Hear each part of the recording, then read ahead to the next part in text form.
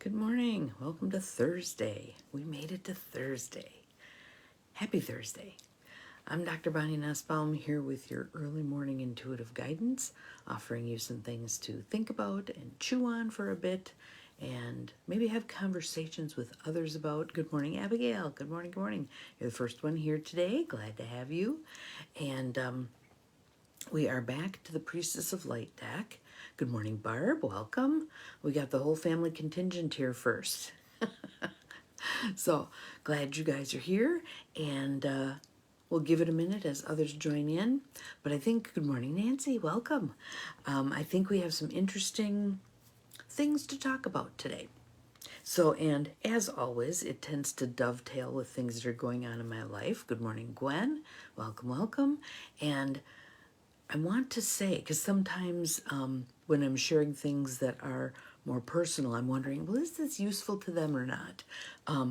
But in my coffee group on Tuesday mornings, we each pick a card and share the information, and we've come to the conclusion that a message for one of us is a message for all of us, and that oftentimes they hold together very coolly, there we go, to create an overall message. Good morning, Jo Neal.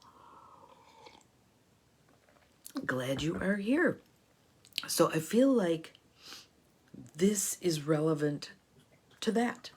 The same way, good morning, Beth, welcome. The same way we oftentimes have cards that sort of build on each other over the course of the week.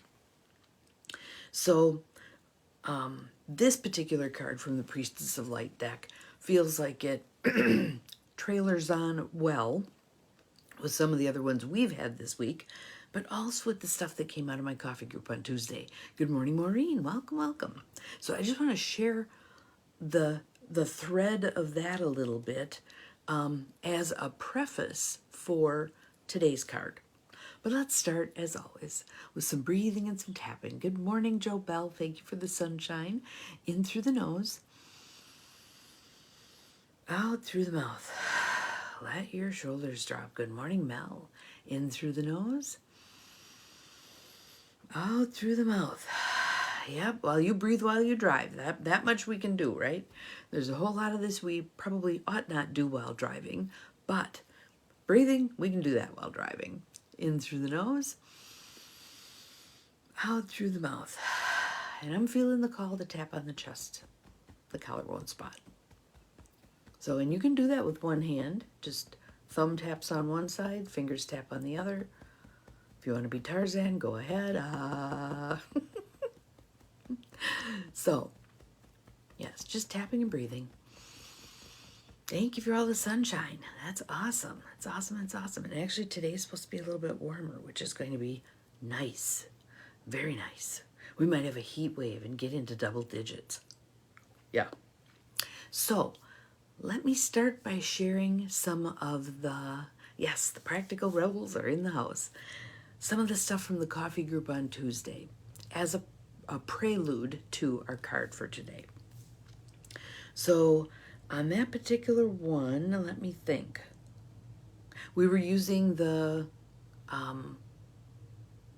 was a Doreen Virtue deck. I've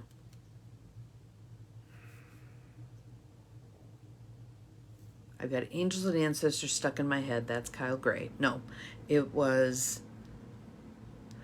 all of the Ascended Masters. That's it, Ascended Masters. See, you just wait. Can't quite get the file drawer open. Give it a bit. It'll show up. All right. So it was the Ascended Masters deck. And it was a day that I think we had used the Ascended Masters deck. Tuesday. Anyway, the cards that came up for those of us who were on that coffee call were White Buffalo Calf Woman with the message of peace offering. I'm going to butcher this name, but Mahatkahan Ragosi. The message was teacher, accept the lessons and an old pattern will drop away. Drink more water. Oshun. It's Oshun, an African goddess. But Oshun, good morning, Angie. Glad you were here. And that was about flushing harsh energies and stepping into the feminine. We've been working on that for a long time. And then my card, there was actually one that I pulled and one that was just kind of lurking around the edges, if you want to call it that. You know, sometimes how cards fly out of the deck, or sometimes one drops on the ground, or you shuffle, shuffle, shuffle, and that's it, and I don't want that one. Shuffle, shuffle, shuffle, there it is again, that kind of thing. Well, there was one of those cards also. So the card I pulled was White Terra, which was purification, and the message was purify your motives and intentions. Adjust my life so all of my actions are in integrity with my true beliefs. And the second card, the one that was kind of lurking around the edges, was Paul the Venetian, artistic expression. And it was talking about hidden talents lying dormant, trapped energy. And I have been feeling that. But the call to action with that was to draw or to sing or to dance or to do something creative. That was Tuesday. Have I done it? However, today I have no excuses because I am free until 6 p.m. when I do the breathwork meditation for the Episcopal Church. So there's no excuse for not doing this. And I have a sense, good morning, Sue. I was just talking about our Tuesday cards. And so I have no excuse. I have no excuse today. And Sue, you when you're back from vacation, you can hold me accountable for this. I have the feeling that I need to do a shamanic journey. Good morning, Catherine. Welcome, welcome. And I have one on my insight timer that I love. It's called The Rise of the Phoenix. And so I'm making the commitment that I will do that today. And then see how the creativity flows. Because there's something else I read this morning. What was I reading? I'm not even sure. But anyway, the gist of it was, that this creativity needs to happen. That in this creative endeavor, whatever it is I choose to do, it might be sketching yet another drawing of the intentional community I want to create. Good morning, Lisa. Glad you are here. You have a fabulous day as well. Drawing a picture of it, getting something tangible here, because I feel like I've been serving all these different masters and not paying attention to what am I trying to create? What is it that I want to see? Yes, it's lovely to create all this other stuff to be of assistance to other people in creating stuff. But somewhere in here, there needs to be a slice of the pie for me. So, today's card from the Priestess of Light deck, Sandra Ann Taylor and Kimberly Weber. My little book that's totally falling apart, which makes me laugh every time I open it. Our card is number 5, Clarity. Can you see the eagle wrapped around her almost like a headdress? Clarity. And it's planning and releasing illusion. So first thing that popped into my head was planning. I don't plan the way I used to plan. I used to be the 90-day goal queen.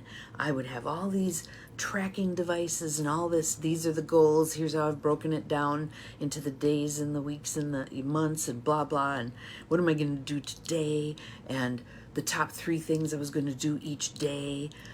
And then there became a point where it was like, okay, I've done enough of that. I've planned myself to death. Now it's time to take a step back and be more in flow. Be more in flow, which is obviously what we've been practicing for quite some time. Now, clarity, planning. We're back to planning. There's a call for planning. And there's a call for releasing illusion. What is the reality of it? I am one of those people who I will give everybody the benefit of the doubt till the cows come home. And the cows are looking at me going, why are you giving this person the benefit of the doubt? They have shown you they're not going to step up and do what they've said they're going to do. The mouth is saying this, the actions are doing that. Why are you not listening? Why are you not heeding the message? So, You didn't know that cows could do that, did you? Anywho, clarity. Planning, releasing illusion. This eagle priestess heralds a time of productivity and clarity for you, meaning for all of us. All of us. Again, message for one is a message for all. This card is telling you to sharpen your focus on your own goals right now. You have the vision. Now make your plans and set them into motion. So again, when I'm working with clients and we do a 90-day goal plan, then we take a, yes, exactly. Exactly. All that, Catherine, all that. We break it down. So this is where I want to get to in 90 days. What do I have to do in 30 days in order to get there? What do I have to do in a week to get there? What do I have to do today to get there? What are my steps for today that by 90 days from now, I will have accomplished the things that I said I wanted to accomplish? For me right now, I know, and it's interesting because this is about giving oneself credit for what one does. I know a huge step right now is getting the city comprehensive plan adjusted so that it can accommodate the kinds of things I want to create. Right now it cannot. So that has to happen. And there's a meeting coming up, and I want to make sure there's a whole lot of us who want some other options. We don't build starter homes anymore, right? We build these monstrosities, these McMansions, 5 bedrooms, 3 baths, 4,900 square feet. That's not what's needed right now. What's needed right now is 2 bedrooms, 1 bath, 2 bedrooms, 2 baths, 3 bedrooms, 2 baths, little, 1 bedroom, 1 bath.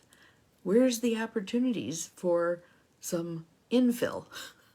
So I know that that's my next step, is preparing for this meeting and having others with me, because there's the more voices, the more likely we are to be heard. So back to the card. You have a vision, now make your plans and set them in motion. Think of how the eagle's lofty perspective allows it to see far off prey and adjust its actions, anticipating changes before they arise. Real plans, not just fantasies, are called for. Obviously, I have to get those things taken care of with the city or nothing's going to happen. That's what's called for. So get clear about your goals and what it will take to achieve them. This newfound clarity requires you to release any present or past illusions you've been holding on to. These may be false assumptions about situations or people in your environment. Like who is really going to do something with me? Who are the ones who are, and every intentional community talks about this as being part of their process, where when you're at the talking stage, everybody thinks it's a great idea. When it gets to the point where somebody has to do something, they start dropping like flies. I'm prepared for that. I've already had that happen several times, where as things get down to more brass tacks, people back off, people fall away. That's okay. Keep going with the ones who stay there. Invite others in, you know? Okay, let's see. So be honest with yourself about others' intentions and about your own plans and their potential outcomes. Illusions also sometimes encompass deeper aspects of yourself. So think about this for yourself. How much of that iceberg that I often talk about, where we have the conscious mind on the top and the humongous subconscious mind underneath the surface, how much of that are we unaware of? It's operating, it's influencing, but how much of it are we aware of? Which is why I so love energy-based methods for change. Sometimes we got to go past the talk therapy thing and dive into what's going on underneath the surface here. Even if you think you no longer carry old hurts or misinformation, you may be subtly influenced by fears and limitations you've unwittingly accepted as truth.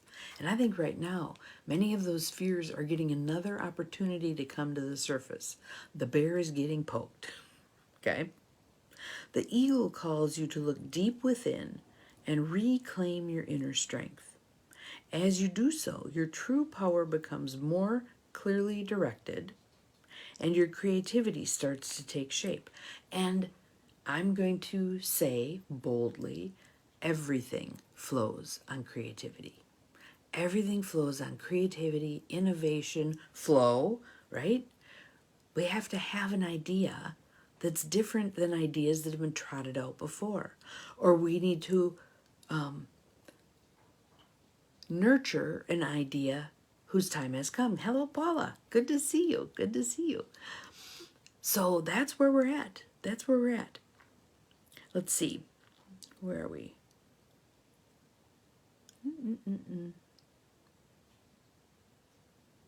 As you do so, your true power becomes more clearly directed and your creativity starts to take shape. The vibrant golden color surrounding the eagle signifies greater mental activity and brightness of mind. Isn't that beautiful? Brightness of mind. I like having brightness of mind. I love brilliant minds. It's so much fun being around someone who has a vocabulary that is just amazing and comes up with these creative ideas out of nowhere. I just love feeding my soul, being in their energy. It's so cool. Great value is coming to your life. Don't be surprised to find the time before you opening up with new ideas, accuracy, inspiration, and even prosperity. So be open to prosperity. Yes, there are all the people who are wringing their hands, ain't it terrible, horrible, awful, the upheaval we're in, blah, blah. Open to prosperity. It might be right there waiting for you. It's time to get clear about who you are, what you want, and how you're going to get there. I will add the caveat, though, that no hand-wringing about the how you're going to get there. The how you're going to get there may be inviting spirit to show you the next step. That may be the how you're going to get there, okay? This card is telling you, plan, prepare, and prosper. Plan, prepare, and prosper. The affirmation is, I release illusion and confusion. I think clearly, focus on my plans, and let my life shine. Let me read it again. Affirmation. I release illusion and confusion. I think clearly, focus on my plans, and let my life shine. I think that's awesome. I think that's absolutely awesome. So clarity, that's what we're focusing on today. Clarity. What do you want? What's your plan for getting there? Are you open to the universe guiding you, making it even easier for you to get there, showing you the way? Kind of that throwing the boulders out of your path idea? I hope so. Have an awesome Thursday. Keep in mind that you are more powerful than you think you are. You have more gifts than you know. Tap into that. Tap into that. See you tomorrow. Bye-bye.